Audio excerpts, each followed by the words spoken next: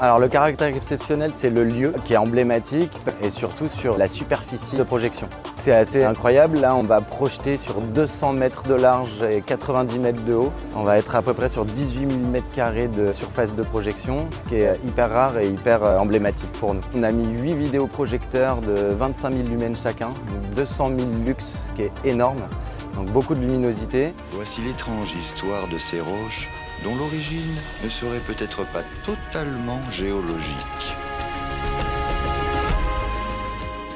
Alors là, personnellement, je me suis régalé. Parce que déjà, on est parti sur une véritable histoire. Donc on écrit un scénario, on écrit des textes, des voix off, des personnages qui parlent. Je le sais, moi, à quoi ils penseront, tes gentils moines, quand ils verront ces 7 merveilles.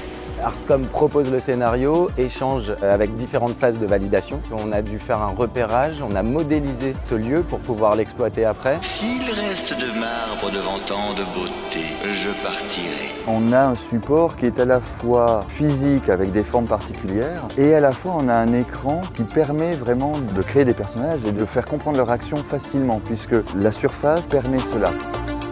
Là, il y a du sens en plus parce qu'il y a vraiment la transmission d'une légende pour l'ensemble des spectateurs. On touche autant les petits que les grands-parents. Donc c'est aussi un challenge pour nous et c'est ça qui était chouette de scénariser ce projet.